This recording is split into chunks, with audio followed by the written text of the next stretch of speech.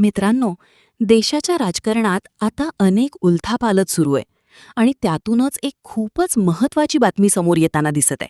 आणि ज्या माणसाबद्दल ही बातमी येत आहे ती व्यक्ती काही वर्षांनी देशाच्या सर्वोच्च पदावर बसलेली दिसू शकते, असं अनेक राजनीती अभ्यासकांचं म्हणणं आहे. तर बघूयात नेमकं काय घडलं ते. 30 एप्रिल 2026 पर्यंतच्या ताज्या राजकीय घडामोडींनुसार महाराष्ट्राच्या राजकारणात एक मोठी उलथापालथ झालीय. आमदार बच्चू कडू यांनी आपला प्रहार जनशक्ती पक्ष मुख्यमंत्री एकनाथ शिंदे यांच्या नेतृत्वाखालील शिवसेनेत अधिकृतपणे विलीन केलाय. प्रदीर्घ काळापासून विदर्भातील आक्रमक चेहरा म्हणून ओळखल्या जाणाऱ्या बच्चू कडूंचा हा निर्णय त्यांच्या राजकीय कारकिर्दीला एक नवी दिशा देणारा ठरलाय.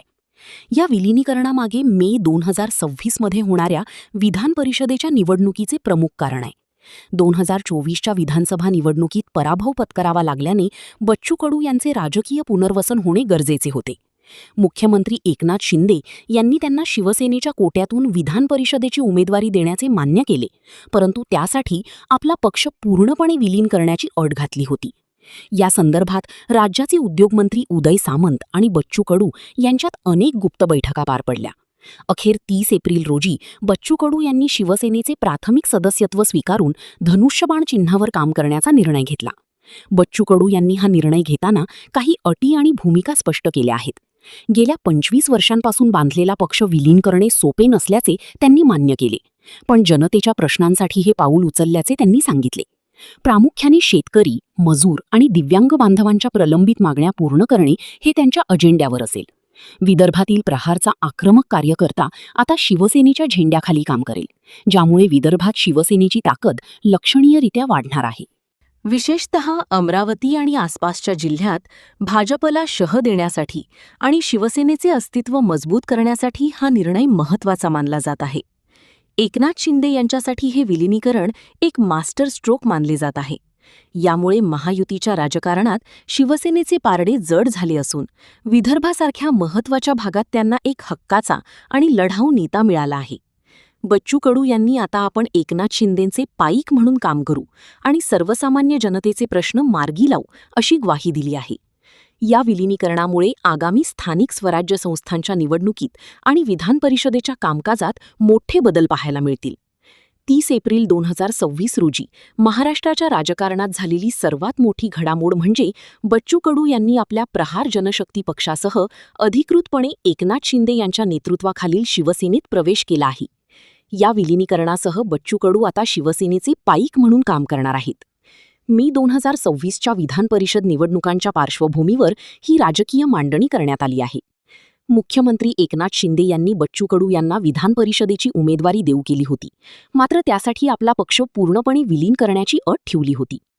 या प्रस्तावावर चर्चा झाल्यानंतर बच्चू कडू यांनी शेतकरी आणि दिव्यांगांच्या प्रश्नांवर सकारात्मक तोडगा काढण्याच्या आश्वासनानंतर विलिनीकरणाचा निर्णय घेतला.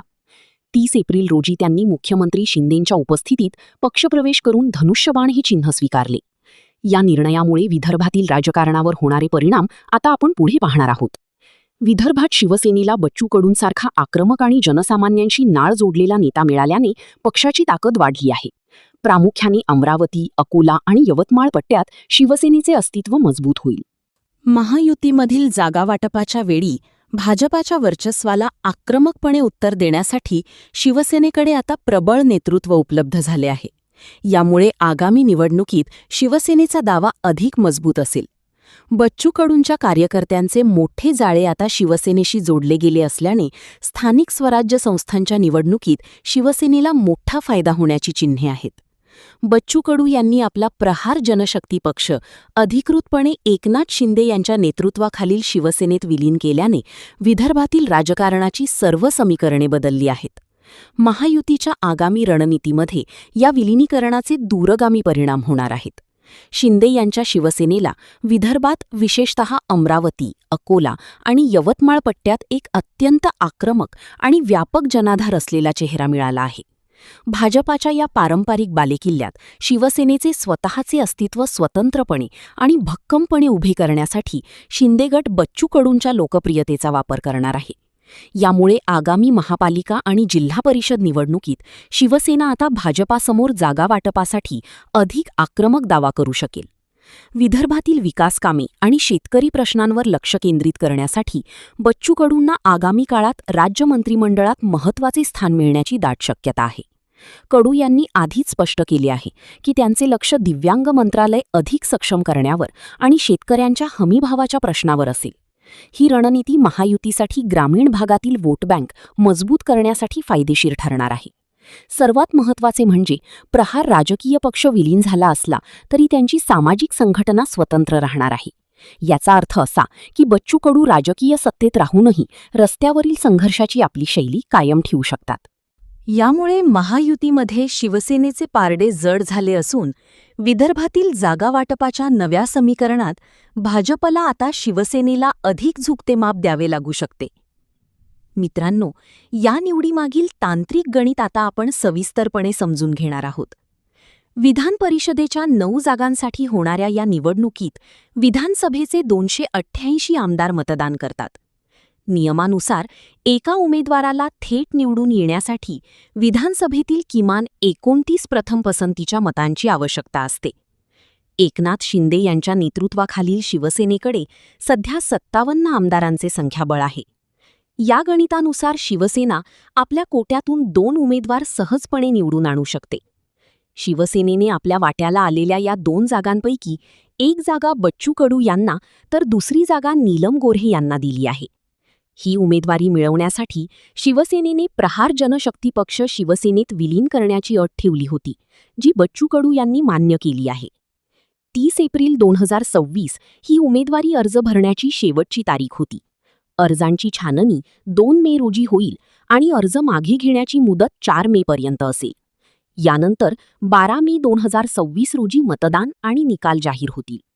बच्चू कडू यांनी अधिकृतपणे शिवसेनेचे सदस्यत्व स्वीकारल्याने आणि पक्षाकडे पुरेसे संख्याबळ असल्याने त्यांचा विजय तांत्रिकदृष्ट्या निश्चित मानला जात आहे.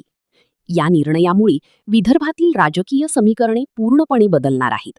अमरावती, अकोला आणि यवतमाळ यांसारख्या जिल्ह्यांमध्ये जिथे भाजपचे वर्चस्व होते, तिथे आता शिवसेनेला बच्चू कडूंच्या रूपाने एक मोठा जनाधार असलेला आक्रमक नेता मिळाला आहे.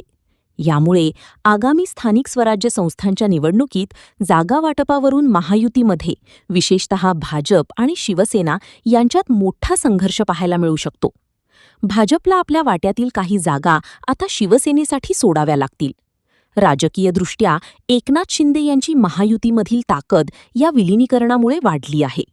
अपक्ष आणि छोट्या पक्षांच्या नेत्यांना स्वतःच्या पक्षात सामावून घेण्याची त्यांची क्षमता भाजप आणि अजित पवार गटासाठी एक सूचक इशारा मानला जात आहे. बच्चू कडू आता शिवसेनेचे अधिकृत विधान परिषद सदस्य म्हणजे MLC म्हणून निवडून येतील आणि त्यानंतर त्यांचा मंत्रिमंडळात समावेश होण्याची दाट शक्यता आहे. यामुळे सरकारमध्ये विदर्भाचा आवाज अधिक प्रभावी होईल.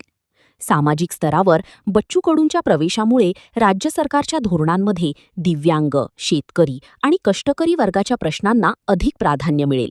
कडू यांनी विलिनीकरणासाठी हीच प्रमुख अट ठेवली होती. प्रहारची राजकीय शक्ती आता शिवसेनेच्या धनुष्यबाण चिन्हाशी जोडली गेल्याने ग्रामीण भागात शिवसेनेचा विस्तार वेगाने होईल. प्रहारची सामाजिक संघटना स्वतंत्र राहणार असल्याने बच्चू कडू सत्तेत राहूनही जनतेच्या प्रश्नांवर आंदोलनाचे हत्यार उपसू शकतील, ज्यामुळे विरोधकांसमोर मोठे आव्हान उभे राहील. याबाबत तुमचं मत कॉमेंट बॉक्समध्ये नक्की द्या आणि अशाच माहितीपूर्ण व्हिडिओसाठी आपल्या चॅनलला सबस्क्राईब करायला विसरू नका. धन्यवाद.